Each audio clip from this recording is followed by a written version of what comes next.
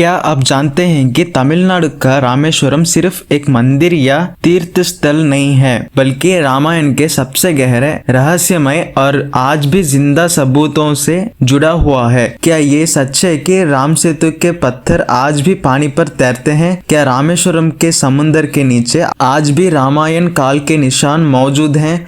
और सबसे बड़ा सवाल, क्या राम जी ने यहीं पर शिवलिंग की स्थापना करके अपने पापों का प्रायश्चित किया था? आज के इस वीडियो में हम रामेश्वरम और रामायण के उन राज को खोलने वाले हैं जो स्कूल की किताबों में नहीं मिलते, जो सिर्फ कहानी नहीं बल्कि भूगोल, इतिहास, आस्था और वैज्ञानिक खोजों से जुड़े हुए हैं।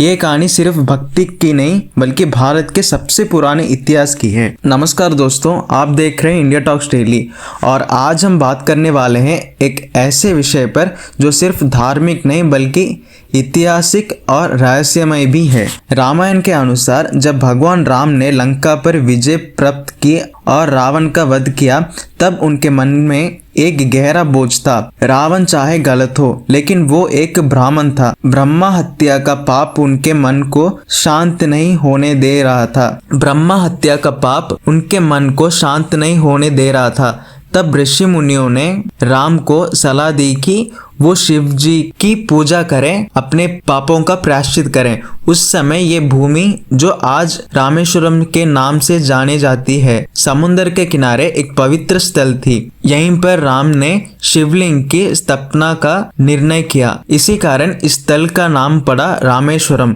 अर्थात राम द्वारा पूजित ईश्वर। कहा जाता है कि राम जी ने हनुमान जी को कैलाश भेजा ताकि वो असली शिवलिंग ला सके, लेकिन जब हनुमान जी लौटने में देर कर रहे थे, तब मुहूर्त निकल रहा था। तब सीता जी ने समुद्र के किनारे की रेत से एक शिवलिंग बनाया। इसी शिवलिंग को राम जी ने पहले पूजा। आज भी रामेश्वरम मंदिर में दो शिवलिंग हैं, एक रामलिंग और दूसरा विश्वलिंग। आज भी परंपरा है कि पहले रामलिंग की पूजा होती है, फिर विश्वलिंग की। ये परंपरा सिर्फ कहानी नहीं बल्कि हजारों साल से चलती आ रही एक जीती जागती परंपरा है। रामेश्वरम वही स्थल है जहां से राम सेतु का निर्माण शुरू हुआ था। वानर सेना ने समुद्र पर सेतु बनाया था जिससे लंका तक पहुंच सके। कहते हैं कि वो पत्थर इस सेतु में इस्तेमाल हुए, उन पर राम का नाम लिखा गया था और वही वजह थी कि वो पानी पर तैरते रहे। आज भी राम सेतु का कुछ हिस्सा सैटेलाइट इमेजेस में दिखाई देता है।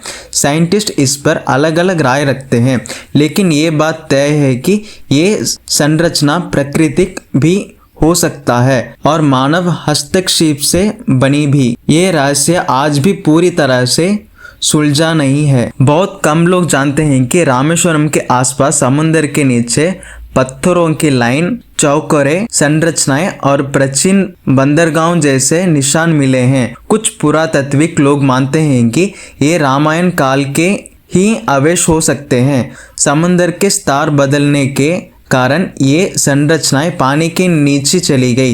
ये भी माना जाता है कि राम सेतु सिर्फ एक पुल नहीं बल्कि उस समय का एक व्यवस्थित इंजीनियरिंग मार्वल था। रामेश्वरम में स्थित अग्नि तीर्थम को बहुत पवित्र माना जाता है। कहा जाता है कि लंका विजय के बाद राम जी ने यहीं स्नान किया था। आज भी लाखों भक्त यहाँ स्नान करके अपने पापों से मुक्ति पाने की आस रखते हैं। मंदिर के अंदर 22 कुंड हैं और हर कुंड का अपना अलग महत्व है। कहते हैं कि इन कुंडों में स्नान करने से शरीर के साथ साथ मन भी शुद्ध हो जाता है। रामेश्वरम मंदिर अपनी भव्य कॉरिडोर के लिए पूरे भारत में प्रसिद्ध है। ये कॉरिडोर दुनिया का सबसे लंबा मंदिर कॉरिडोर माना जाता है। इतनी पुरानी संरचना होने के बाद भी इसमें भूकंप का असर ना के बराबर देखा गया है। इसकी ज्योमेट्री, हवा का प्रवाह और प्रकाश का प्रबंध आज भी इंजीनियर्स को हैरान करता है। ये सिर्फ एक मंदिर नहीं बल्कि प्राचीन भारत की वास्तुकला का जीवित उदाहरण है। आज के युग में कई लोग रामायण को सिर्फ एक ग्रंथ या कहानी मानते हैं, लेकिन रामेश्वरम जैसे स्थलों पर मौजूद भूगोलिक, सांस्कृतिक और पारंपरिक सबूत इस बात पर मजबूत कर देते हैं कि हम फिर से सोचें। शायद रामायण एक ऐसा इतिहास है जो कहानी के रूप में पीढ़ी दर पीढ़ी हम तक पहुंचा है। रामेश्वरम इस बात का सबसे बड़ा प्रमाण है कि आस्था और इतिहास कभी कभी एक दूसरे में घुल जाते हैं। अगर आपको रामेश्वरम और रामायण के ये रहस्य जानकर हैरान हुई हो तो इस वीडियो को लाइक ज़रूर कीजिए। और अगर आप चाहते हैं कि ऐसे भारत के इतिहास, रहस्य और सच्चाई से जुड़े हुए ट्रेंडिंग टॉपिक्स आपको सिर्फ 10 मिनट में आपके फ़ोन पर मिलते रहें, चाहे आप कहीं भी हो, तो इंडिया टॉक्स डेली को अभी सब्सक्राइब कीजिए। नीचे कमेंट करके बताइए कि आप किस और ऐतिहासिक या रहस्यमय विषय पर वीडियो देखना चाहेंगे।